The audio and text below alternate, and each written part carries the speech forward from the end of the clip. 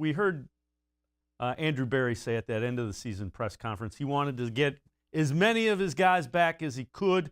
And to be honest with you, he got a pretty good number of them back. Cody Parkey, JoJo Natson, Rashard Higgins, Elijah Lee, Malcolm Smith, Greg Sennett. So the big one, though, has to be Rashard Higgins.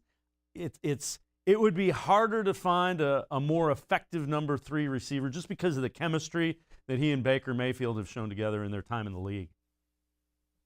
Yeah, bringing Rashard back was certainly a win for this front office, and they did it at a price that they wanted to do it at, just over $2 million. And, that's an important number. I know this isn't necessarily what Browns fans want to hear about Rashard Higgins, but there are a lot of weapons on this football team. And, this wide receiver room is getting crowded. A lot of these, you've still got all those 4 tight ends. You've still got Kareem Hunt and Nick Chubb. There's only so much playing time and so many footballs to go around. So there's still going to be some competition there. But, Higgins proved it this year that he's a valuable piece and you want to have him on your football team. And we know the connection he has with Baker Mayfield. So, certainly Browns fans happy to have Higgins back. The Browns did the right thing here in making sure that he stayed in the fold for at least another year.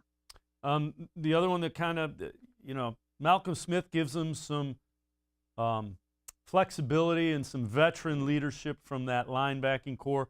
And then, Cody Parkey, he was iffy in the middle of the year, but made some big kicks late in the year. So I think that, on the 1-year deal, that probably makes them comfortable with what they have in Cody Parkey.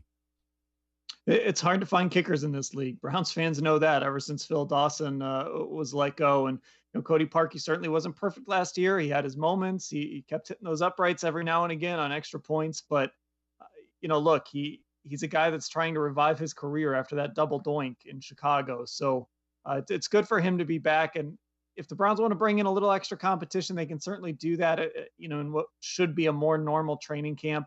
But at least you have Cody Parkey in the fold. You have a veteran guy that's done it for you before, and you can count on.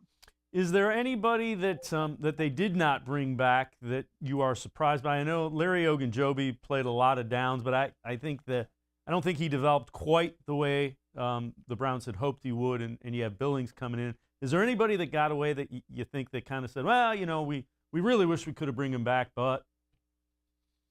There's no huge surprises. You mentioned Ogunjobi, but when we talked to him at the end of the year, he sounded like a guy who was resigned to understanding he wasn't going to be back. And like you said, they've got depth at that position, and there just wasn't room to bring him back. He never quite developed beyond those flashes we saw early in his career. I guess Terrence Mitchell is a guy that was a little surprising, but, it's not shocking. But he is a guy that was nice depth, could play on the outside. I mentioned before, Denzel Ward is a guy that's going to miss 3 or 4 games a year. We don't know what Greedy Williams is going to do. So I don't know if I would call Terrence Mitchell, it's not shocking, but, I thought maybe they would take a little longer look at bringing him back. But I think they'll probably be able to find a replacement there, whether it's a starter on the outside or somebody that can offer depth.